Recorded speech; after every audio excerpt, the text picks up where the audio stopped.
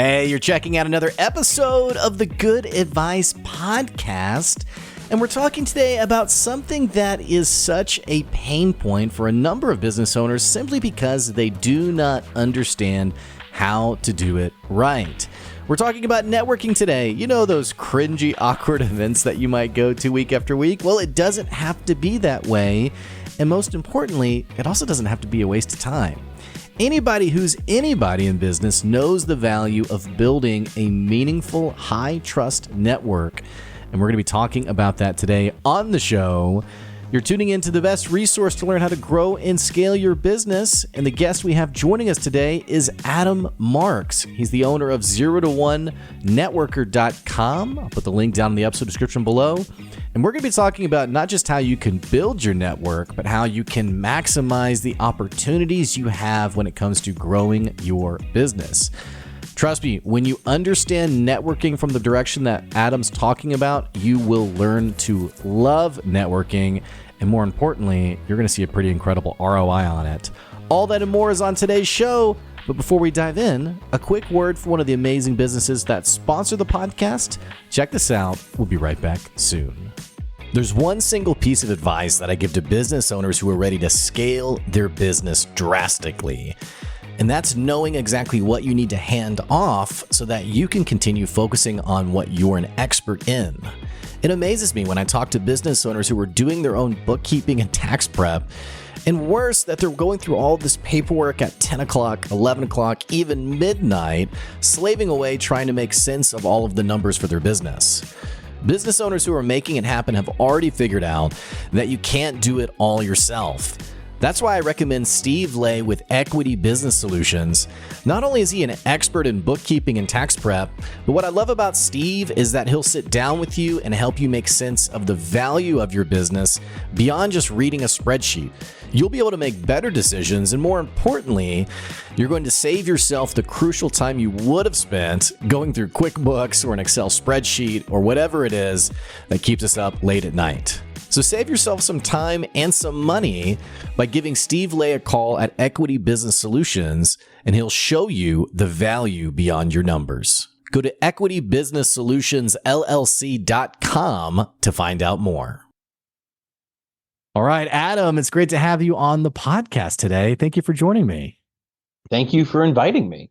You know, it's the wonders of LinkedIn, right? Like and this is not like a slight to you. Maybe I need higher standards, but my process is like I see someone on LinkedIn and I'm like, yeah, they don't seem like a serial killer. Let's come on the podcast. No, I think that's 100% accurate in today's world of social media. It's like, well, okay, you seem okay. You seem pretty normal. Yeah. You got to have basic standards, right? Yeah. Well, so I had come across something you had posted, I think it was like in December or something, and I had DM'd you and was like, and I was one of like the rare people who actually DMs people and doesn't have anything to sell them. You know, I'm just like, hi, I'm me. So I DM'd you and been like, yeah, you know, if you want to come on the podcast, you know, feel free. So I appreciate you taking me up on it and joining me on the show today. Yeah, I mean, I will say that, you know, your strategy of commenting and just saying, hey, I run this show, if I'd love to have you on, but we'll probably get into it. That's like one of the best networking strategies out there. You know, you say that like you don't have anything to sell.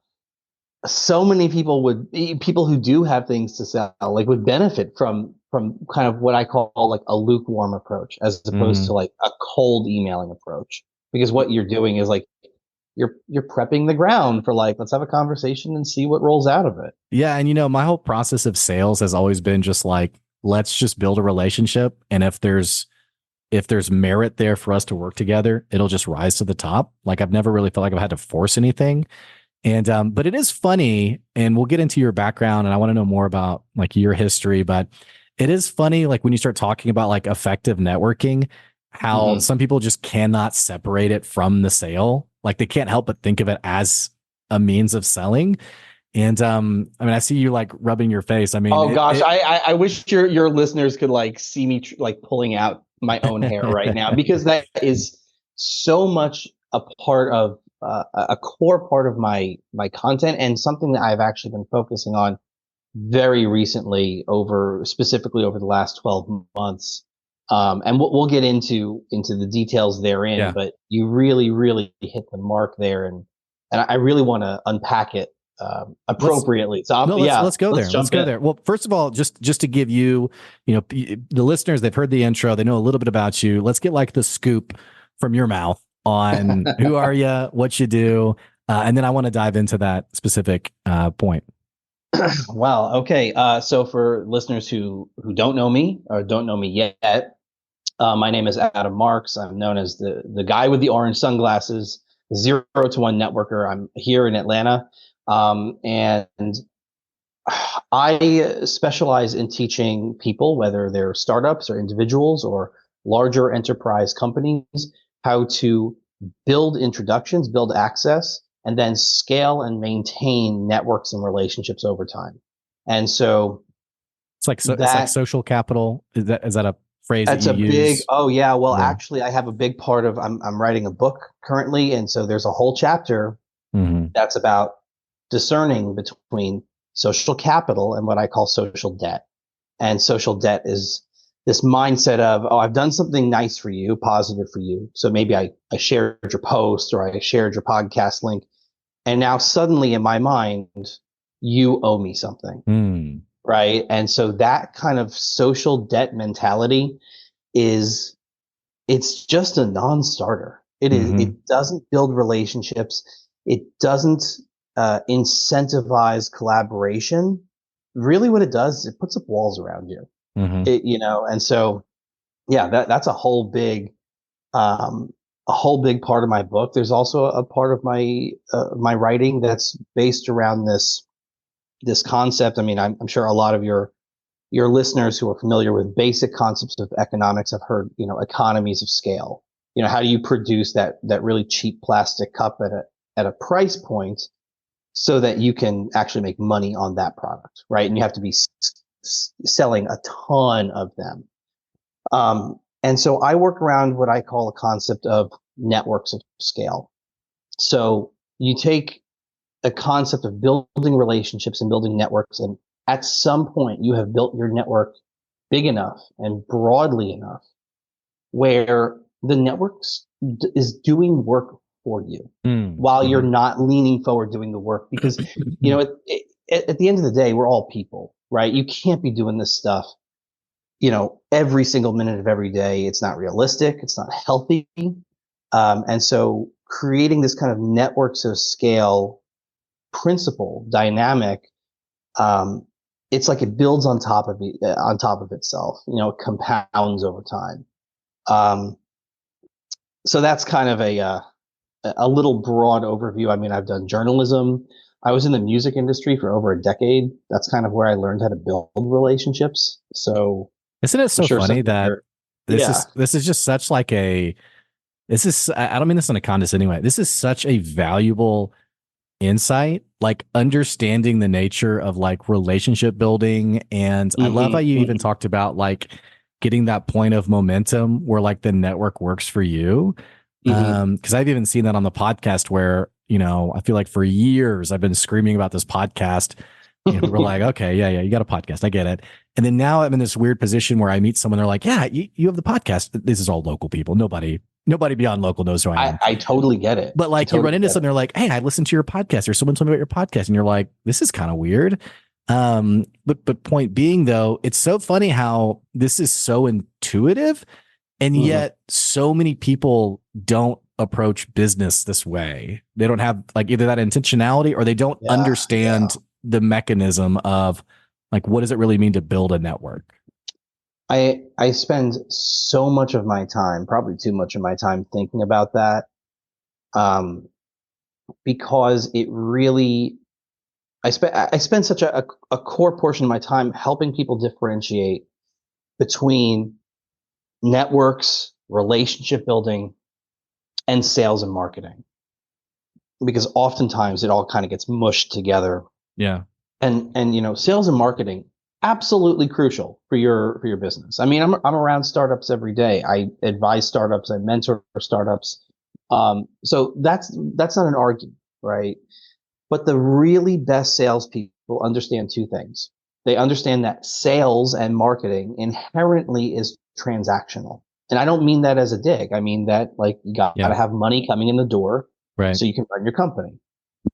So they recognize it's inherently transactional in its nature. And then they also understand when to turn the selling off and just Mm. talk to someone. Have a Because the real point of, conversation. yeah, well, the What a point of wild networking, concept. I know it's shocking. When I tell people when I go and give talks or, speak to cohorts or whatever, the point of networking is not to get the sale done. It's not Mm. to close the deal. The point of networking is to get to the next conversation. But And here's that what's next conversation may close that here's deal. what's so interesting though, because I if you look at like my really early content, I basically Mhm. like dunked on networking endlessly because I was a new business owner and I was really frustrated because like I would Yeah. go to these, I'm a new business owner. I went from like working in an office with a bunch of people to now it's just me in my own home office. It's like, what do I do all day? So I'm Yeah. going to these events. I'm trying to meet other business owners. And I remember I was so thrown off by how like sell crazy these networking events were. In fact, Hmm. I remember I went to one event. I walked in the door. This dude made eye contact with me, and I was like, "Oh, a friend, great. I'm so lonely. Come talk to me." This person, this person That's comes up to great. me, does not say a word, hands me their business card, and then walks away. And I just Oh, thought, like, this is so wow. transactional for this person. But I think you're right that like a lot of people see networking as it's a sales event. And I think you make a really great distinction of understanding it's like the first touch point of the relationship that then ideally leads to the next conversation. So I'm with you for sure. I mean, the thing about networking is, first of all, that I have, look, I am a networker. That's what I do. It's what I specialize in. I go to a ton of networking events to varying degrees. And, I'll do a shameless plug here. I'm actually going to go out to South by Southwest in like a week or two and mentor for their startup track on Cool. networking Yeah. and accessibility. But what I will say is that dude, I think networking events suck. Me personally, like generally speaking, like I absolutely detest icebreakers. I hate round robin. I hate. It just doesn't work for me. I have social anxiety. Okay, to a certain extent, and so I am never that person. Almost never in at the event, like in the center of the room with like 40 people around me. Like I'm usually like off to the side with a coffee, with a soda, just kind of like assessing the landscape. And so, you know, you hit on a couple of really important things. First is that there isn't a one right way to network. There's just a whole lot of wrong ways to network. And Mhm. so people can find what works for them. It's like going to the gym, right? You don't wake up one day and say, okay, I'm going to try to lose 40 pounds because I have that wedding in 2 weeks and I want to look great for that. Okay. It's not really realistic. It's not really successful. It's not really healthy. I mean, I'm not a doctor, but it doesn't sound healthy to me, right? What you do is you change that statement of, I want to lose this weight really quickly for this event. And you change it to something that's much more long term and much easier to maintain. So Mm. you say, I want to get healthier. So what do I have to do to get healthier? I have to drink water. I got to change my eating habits. I got to do some exercise. I have to work on mental health. And I'm going to do that over a long period of time. I'm going to adopt these habits and make them doable in my day to day life so that they're not this huge onus of trying to lose 50 pounds in 2 weeks. You say, okay, what can I do today? I can walk for 15 minutes on the treadmill, and that's what I can do. Mhm. And you do that for 2 months, maybe. And then you say, I can do 15 minutes on the treadmill and 5 sit-ups, and Mhm. that's what I can do. Mhm. And it seems in the moment like it's not enough, right? Because you have this goal of maybe looking a certain way, feeling a certain way. But, networking is like working out. This is a war of attrition. It's a Mm. war of attrition between you and your impatience. And the really best networkers outlast their own impatience. And the I people love that. who can't do that, those are the people who say, "Oh, networking doesn't matter. It doesn't work." Yeah. Well, yeah, because you're trying to do it on like a 3 week timetable. That's why it doesn't work. Yeah, and I think I have a guy I work with who he does really well. His business is entirely through networking, but the way he tells his story is that he basically committed himself to doing it for a year, and Hmm. I mean he's a six-figure business now, but he didn't see the fruit of that until about the year mark. Now, hopefully, everyone listening, I hope it's faster for you, but I Me have too. seen, I have seen the other end of the spectrum where like I think BNI is a really good example of this. Hmm. I Hmm. don't have anything against BNI. I'm not in a BNI currently, but I remember I was in a BNI briefly for about a year actually. But I remember a woman joined and this lady, it was like week 2, and she was like, "This doesn't work." And I was like, "Well, it doesn't work because you're in your second week of it." Like there's like a timeliness to it where, and I love how you put it, of like that balance between your own impatience with your commitment to doing it. Again, hopefully for everybody listening, it doesn't take a year, but I do think, and here's something I'm curious your perspective. It does feel like on social media, everyone condenses the timeline for their story to the point sometimes of absurdity. Like I saw a guy who was posting the other day who he said, he was like, "Wow, to think 6 months ago I was serving tables and now I'm a multi-million-dollar business." I'm like, Oh, bro, that's I'm like, so yeah. And I'm like, ridiculous. bro, come on. Really, I dude, come mean, on. I mean, look, I was in music for a while. I was in startups. I'm around startups quite a bit, and this stuff takes time. And that's what I really wish I could underscore for people. That's why it's not sales. Like I understand you have a Mm, sales quota, yeah. or you have a sales goal X amount, uh, end of the quarter or by the end of the semester, whatever half Yeah. year Yeah. mark. Right. And so like I get it. So like if you want to double your sales, you're not hiring me to do that. You're hiring a sales expert to figure out in that constrained 4 to 6 week timeline how to hopefully double your sales Mm-hmm. if you can. That's not what I specialize in. What I specialize in is teaching people how to get access to damn near anybody. Mm, And when I say anybody, I don't mean anybody in sales and marketing or anybody in B2B software. I mean anybody. mm-hmm. And when I say that, it's because these strategies are industry agnostic. I have used them to build crazy access in the music world, in the film world, in startups, in local leadership and politics, in the literary world, business, finance. I mean, go right down the list. And so So you'd be that's, really good at 6 degrees from Kevin Bacon, is what I'm hearing. you know what I tell people is you never know who somebody knows. I mean, Yeah. it really is crazy. And Yeah. so that's the other thing is like when we let's go back to your example of going into that event, right? And doing what I call showering people with business cards.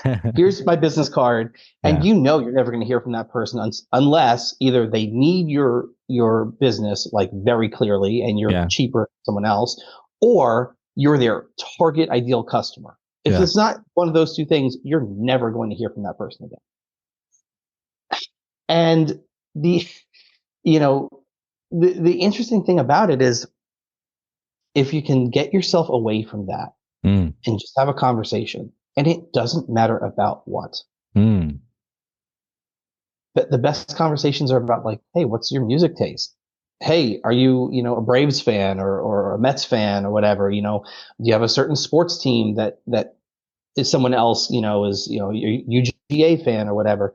Or did you have a certain experience at like a festival? Like you just end up talking to people as people. The best networking doesn't happen at those events. It happens like when you go to your buddy's wedding over the weekend. It happens when you like, I don't know, whatever the hell people do over the weekend. They have some people are in car clubs, some people are mm-hmm. in literary clubs. Like, I don't know. For some reason, people don't see those as like being like networks, right? Because they don't see it as being business oriented. And it's like, I don't want to bring business into it. And I understand that, but just recognize like those people who show up at the car club or at the book club, like they have they have jobs too. If you're sitting next to somebody at a wedding and they're a tech person, they may be in the market for a new job for whatever reason. So to just have a conversation and let it organically grow. Oh, what do you do? Oh, I do this. Oh, well, that's kind of cool, you know. Then you end up in a situation where the other person can have the on ramp to say, oh, you know, I'm kind of in the market for that. Is there like Yeah. a website, a link I can look at, or Yeah. And an application or something? I've seen this happen firsthand. Speaking of, I was at a networking event talking to someone about this, and this guy runs a software development company, and he was talking about a great customer he had picked up was he went Mm-hmm. out to a networking event. This guy was kind of in the corner, and so he grabbed a beer and was like standing near this guy, and they started chatting. And then after like half an hour of a conversation, the guy was like, "So what do you do?" And he's like, "Oh, I run a software development company." And then the guy was like, "Well, you seem pretty normal, so I'd be down to like hear more about like we actually need an app built," and ended up becoming this amazing customer for him. And he just loves telling the story of like, yeah. And then the guy was like, "You seem pretty normal." Like, but it's funny because another friend of mine, Brian Sexton, he gave this amazing insight on the podcast of talking about how a lot of the way that a lot of people do business is they make the sale and then it's like, let me hand you off to the customer specialist, whatever. And they try to maintain the relationship afterwards. It's like you made the sale, now let's build the relationship so you don't leave me. Whereas people who do business really well, they build the relationship first and then that leads to the sale. And it's much easier to keep that customer because they already know you, they already trust you. There's already a foundation there. I mean, that's the reason why what I teach people how to do, why I specify access, because it's about access. When I came into tech and startups, I mean, I knew nobody. To fully illustrate for your audience, like when I say nobody, I mean like, dude, I studied art and history in school. Okay, I didn't know where the computer science building was on Yeah. my campus. Okay, and so now when I talk to founders, you know, startup founders, part of what really gets their attention is me saying, I knew nobody. Now I don't lose sleep ever Hmm. at wondering, can I get access to this tech journalist, that venture capitalist, or one just like them, other founders? Okay, I know how to create the access. It's like you wake up and you know how to make your coffee in the morning. I know how to do it. Mm-hmm. And the access creates so many more opportunities than a singular sale, Mm-hmm. right? Mm-hmm. Because there could be any number of reasons why like that deal, whether it's an investment or a business deal, it didn't go through. It could be maybe you don't fit exactly their model, or it's not the right time, or there's like a Mm-hmm. zillion good reasons, or things like COVID happen. Yeah. So when you have access, you always have the ability to go back. You always have the ability, you know, we talk about like a shoot your shot kind of thing. And I understand the premise of get into the conversation, get into the fabric, but like when you have access and relationships, you never have just one shot. You have 13, 14, 15 ways to go back and say, hey, we improved our product. We listened to our customer base. We pivoted because the market is changing. Like How much less all, stress that way to oh, not have to put everything, you know, I have to either make this deal or I'm out, you know? I it's mean, crazy. It's crazy. I'll tell two super quick stories, which are super applicable. Um, one in terms of getting opportunities and one in terms of maintaining opportunities. So, you know, I have a friend of mine. I'm going to keep everything anonymous because I don't want people to knock down their email inboxes. I had a friend of mine a couple of years ago, midway through 2021 maybe. And so she calls me up and she says, hey, your phone's going to ring in like 20 minutes. You want to pick up that phone call. I mean, it was like a mafia movie. Okay, phone rings in like 20 minutes, and the person says, "Hey, so and so said that you are available for this, or might be available, and that it's something that you would love to do, or hopefully love to do. We're looking for the person to do this, and like, is it something you could do for this amount of money during this date, whatever?" I mean, really, within 15 minutes, it yeah, was like, oh, yeah, I can do that. I can do it for that payment. I can do it for that date. yeah, And all that's left is just like basic detail logistics. And it yeah, happened in like 15 minutes. yeah. It was Dream customer. crazy. Yeah. Oh, gosh, it was crazy. And the other thing that that's how stuff happens. Mm-hmm. Okay. It's like, boom, one day just something happens and it materializes. But that's from the outside perspective. because it's not like it just happened. Yeah. Right. It was years of prepping that ground, cultivating that relationship, cultivating that image. So like, if I'm going to use a really terrible sports analogy, when someone catches that pop fly ball, it's not like, oh, they just caught it. It's like they've done the Yeah. work to be able to do that, to put in the training to do that. They're conditioned to do that. They know Right. how to make that play. They put themselves in the right, a part of the field to do that. So like, there are all these factors that play into it that no one sees. Mm-hmm. Right. So that's the getting something, quote, quote, getting something for nothing. It's never getting something. The other side of it is I have friends who are involved. I'm involved in a number of organizations here in Atlanta, and I have friends who are involved in certain, competition organizations, certain showdowns, et cetera, et cetera. And like, how it is, there's a competition and maybe the goal is to get like 15 grand or something, which sounds like a lot of money, but for a startup is not a ton. Right. Um, Yeah. so I was talking to a friend of mine and I said, what's one of the weirdest things that you see? And she's like, I don't understand why, like, if we have 7 companies or 8 companies pitching, like there has to be a winner. Like someone has to win. Okay. And sometimes, not all the time, there are people who like take it really personally. Like Mm. that they don't win. It's like it becomes, oh, I'm going to show you and this and that. And I'm like, I don't understand that because you already have won. The money is just gravy on top of everything Mm. because you have access, the ability to write an email. They already know who you are. Mm-hmm. Okay. So you can write that email and say, hey, thanks for letting us, be involved in this competition. We learned a lot. We're really going to work on our product, and if you have some tips, we'd love to hear what they are. But we really just appreciate the opportunity. And dude, an email like that not just keeps the door open, but like you're going to get passed around to other people who may have the ability to invest in your company.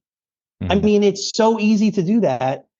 I don't understand why people don't do that. I So we talk think, about maintaining yeah. relationships. And it's such an appreciation for like the big picture and like understanding the long game. Cause I do think as Yeah. business owners, we get so hyper focused on the short term, which is, did I make the sale? Did I get the investment? Did I win the bid? What have you? Mm-hmm, That mm-hmm. we lose sight of. It's kind of like, in a more entrepreneurial example, it'd be like someone going on Shark Tank and not getting an offer.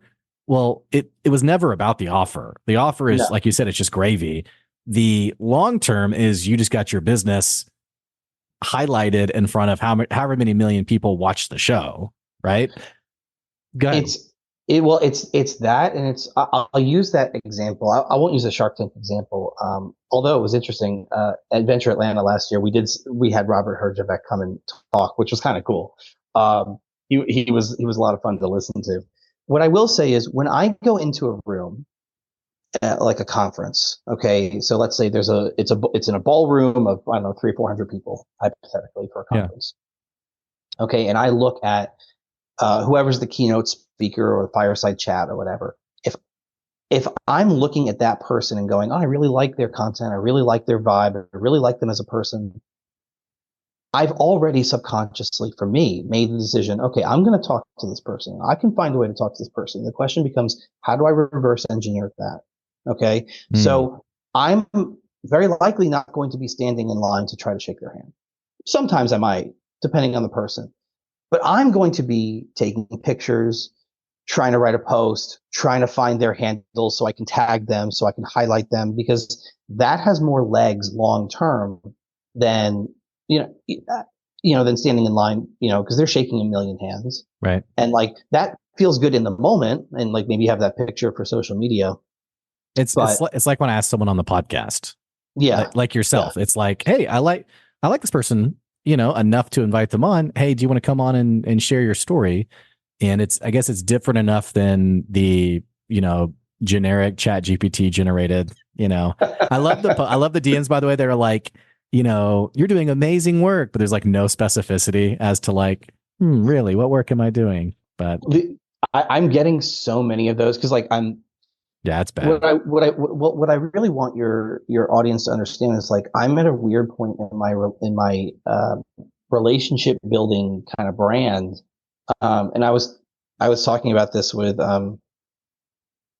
I'll just with I don't know if you've seen Mayan Gordon. Her material is really great. I really enjoy it. She happened to be in town recently, and we had coffee. And she's got a really big footprint on like TikTok, like millions of people. And so we were Cool. talking about, and she's just fantastic and just really super down to earth. And so we were just talking about Don't you like, love that, by the way, when you oh, have I someone love you that. like? I've had I some love heavy that. hitters on the podcast who are exactly how they present themselves to be, and you're just relieved. You're like, okay, Oh yeah, yeah. this is great. I didn't mean Oh to interrupt yeah. your story though. No, no, Continue. no. Well, and we were talking about like I'm getting to the point where like it's weird when people recognize me. Hmm. It's not weird because like I'm clearly trying to get there. Right. Um, it's weird because when you're in it, you're always trying to get to that next level, Yeah. right? And so and I do try really hard to be,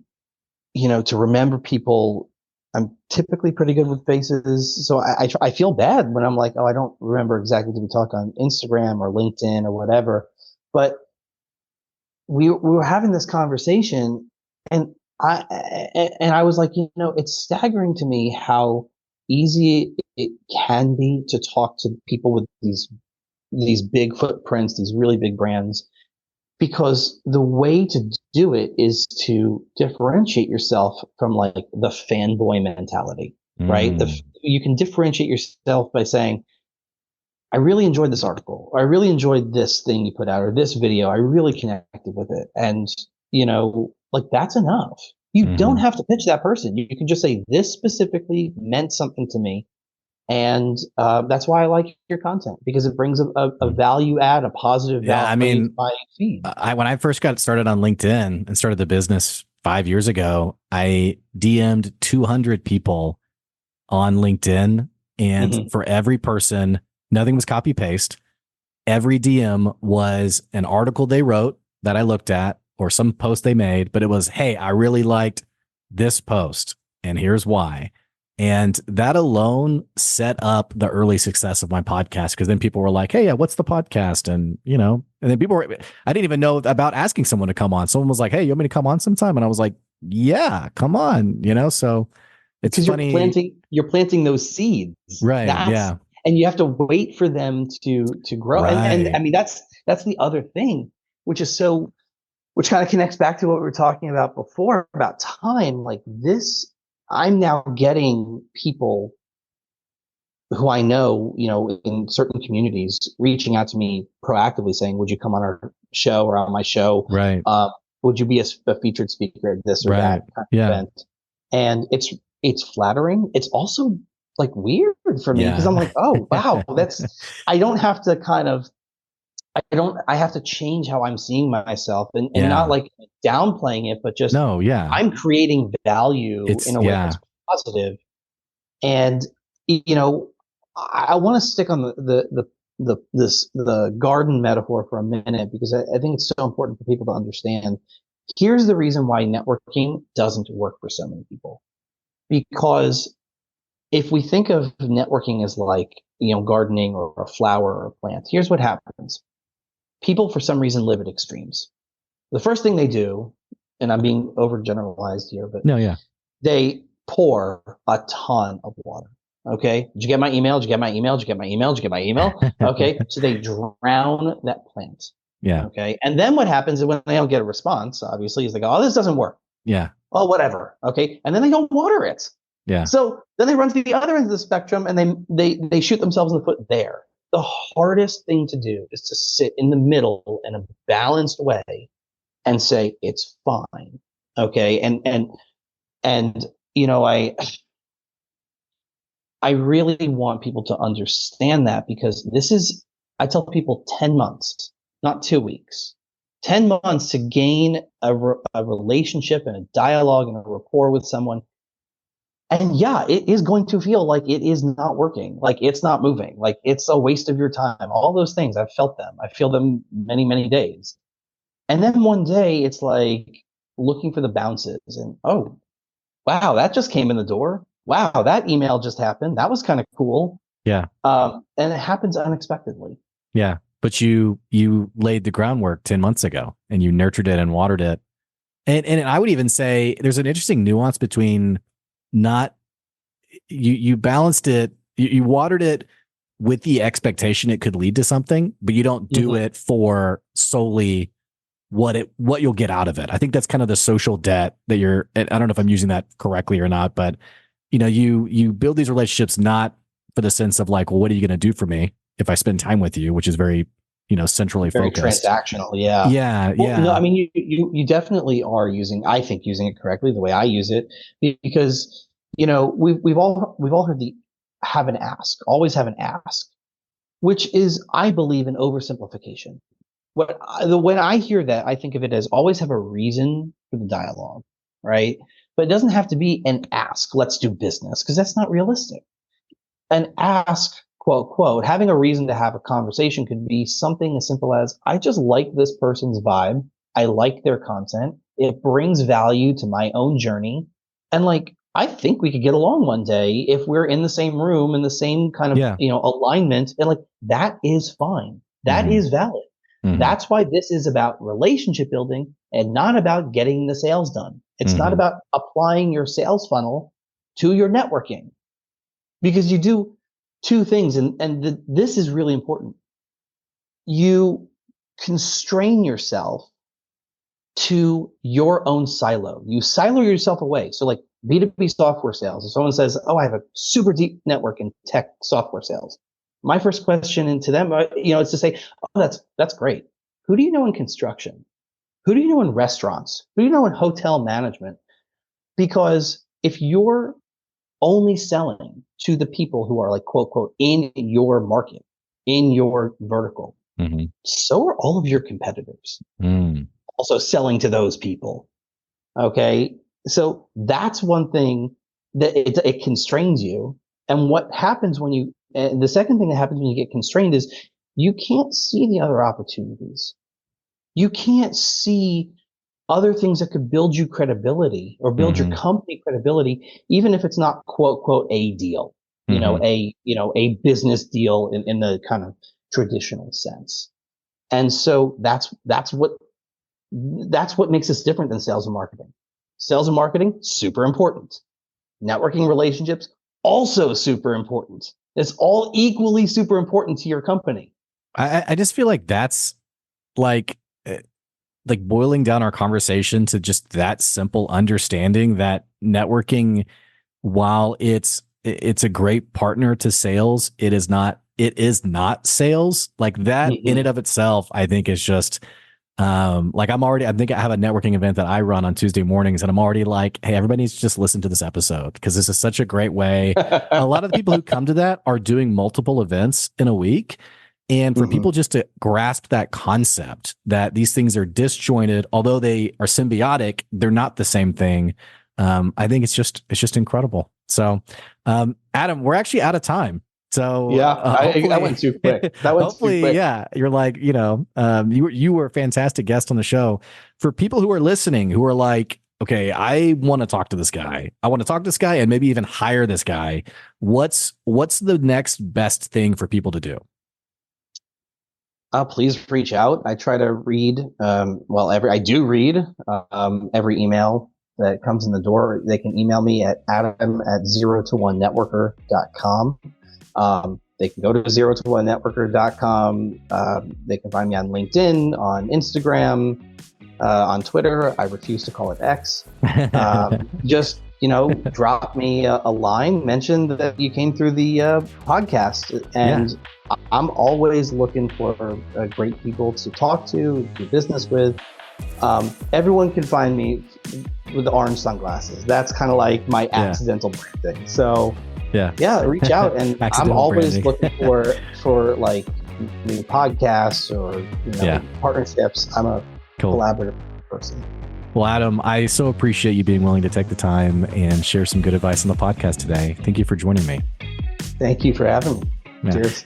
Hey, for our listeners, I'm going to put the link to Adam's website, 0to1networker.com. That's going to be down in the episode description below. And if you listen to Adam's episode and you're like, hey, I kind of like this guy, and more importantly, I like this episode, what the heck are you waiting on? Click the subscribe and follow button so you can keep getting good advice wherever you are.